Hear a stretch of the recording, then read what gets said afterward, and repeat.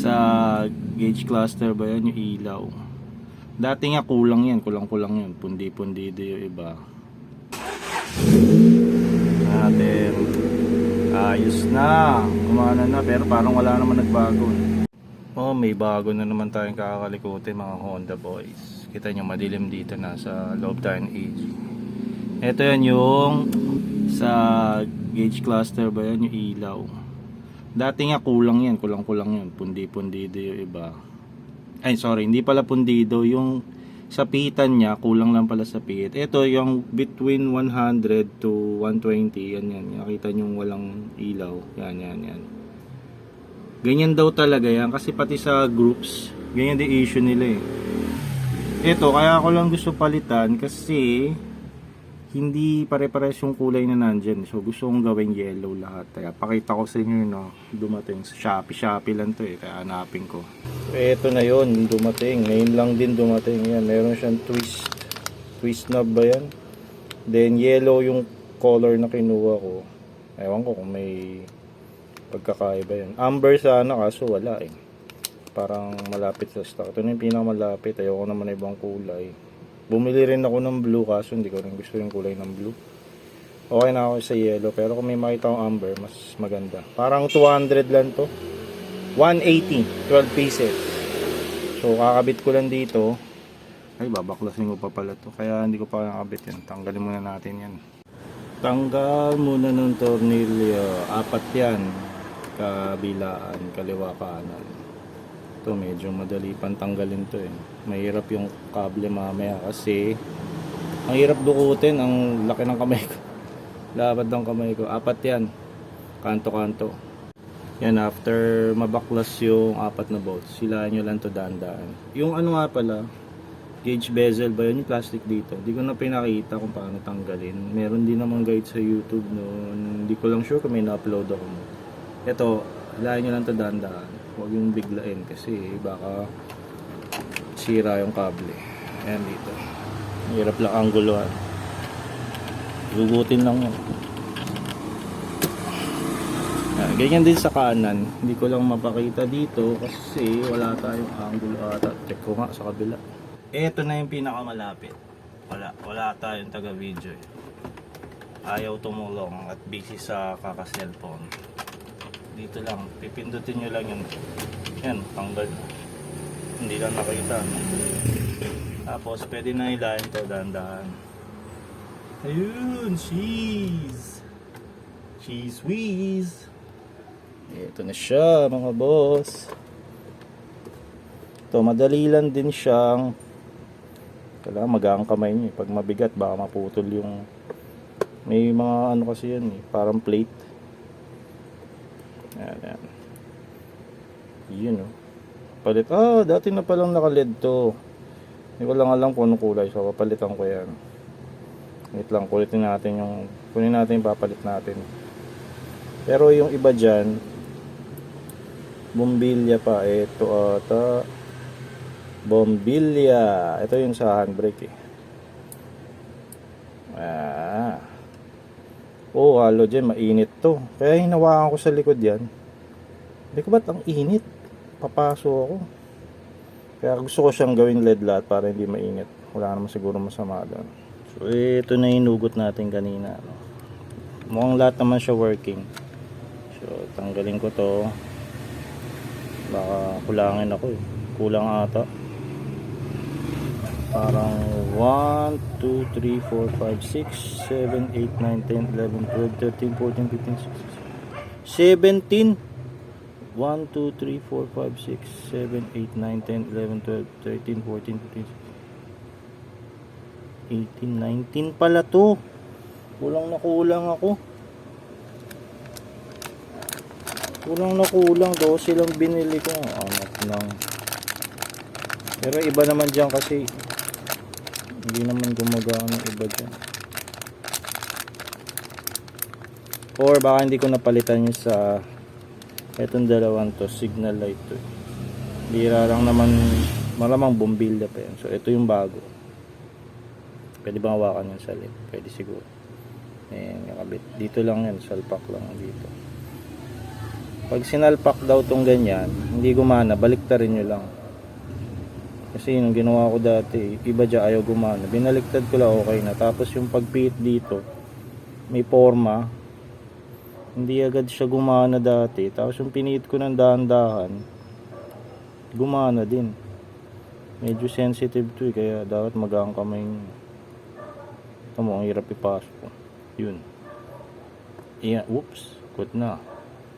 So, ganun lang. Gagawin ko sa lahat.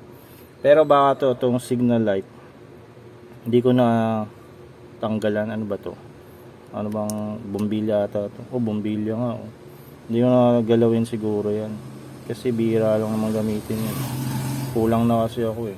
Pero itong handbrake, lagong may ilaw yan pag naka handbrake tayo. Gagawin kong LED. So, ganun lang. Sana maliwanag nga itong sinasabi ng in-check na super bright daw eh. Ulitin ko lang yan lahat. Isa-isain ko. Dagdag ko na rin pala. Yung na-order ko, may kasamang ganito. Twist knob ba ang tawag dito? Ayun, may kasamang ganyan. Pero, gusto ko pa rin gamitin yung sa urig. Wala naman problema yung sa akin. Kailangan lang ipihit mo ng tama. Siguro pag nalubak, baka nawala sa forma, mawala. Hindi pag nagkaganon, ito naman gagamitin ko. Kinulang ako mga boss, LED bulb, wala ano. 20 pala to yung butas. Tama, bilangin ko.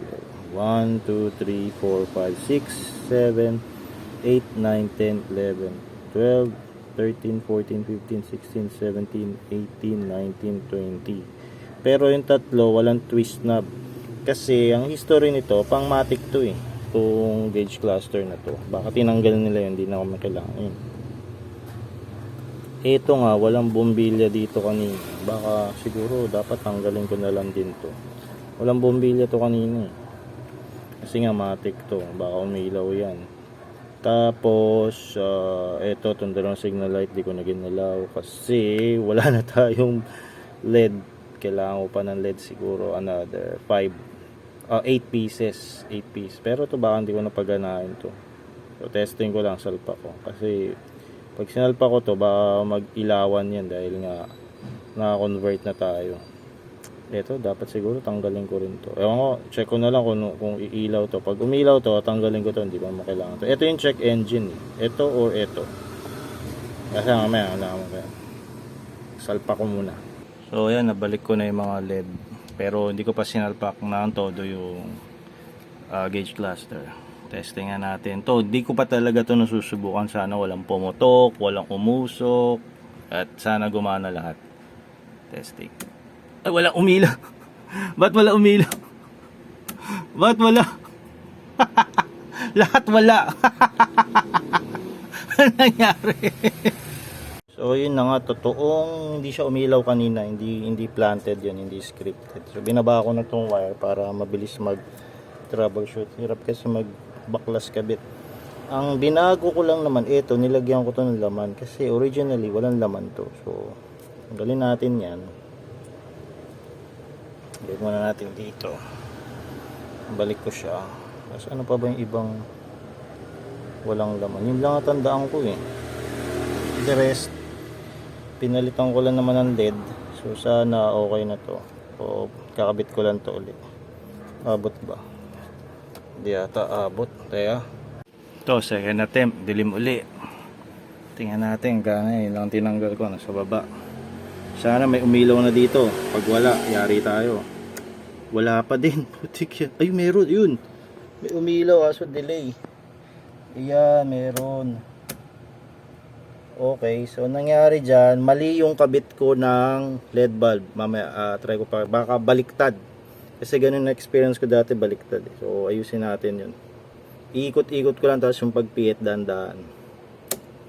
Ito mukhang napagana ko, nakita nyo. Bulag lang doon sa may water temp, no? Tamo, pipihitin ko lang yan sa likod. Yan. Sa likod ng bombilya. Ayun, lalabas na siya. Kailangan kasi sakto yung pihit, eh. Hindi pwede sobra. Sakto-sakto lang. Kaso, hindi ko pa na-try yung pag naka-start, turn signal. Ito-turn ba ito? Wala. Ang tawag doon? Check engine light, high beam, at saka yung handbrake. Kaya, start natin. Kaya, paano ba to? Ano yung susi? Patayin ko muna. Kaya, patayin muna natin. Susi. Ito. Yun, gumana. Ignition. Gumana yung check engine. Ay, bakit naka-check engine pa rin? Dapat di na naka-check engine yan ah. Naka-check engine pa rin yun. Gumana yung gumagana yung high beam kaso ayaw mag-stay. Dapat mag-stay yan eh. Dapat ganyan yan mag-stay. Ayaw mag-stay. May mali din sa check engine o dapat di yan naka-check engine. So patayin muna natin. Kaya turn signal pala, turn signal. Yung gumagana. Hazard, gagana yan syempre. Hazard, hindi ko makita yung switch ko sa hazard kasi pinaklas ko eh.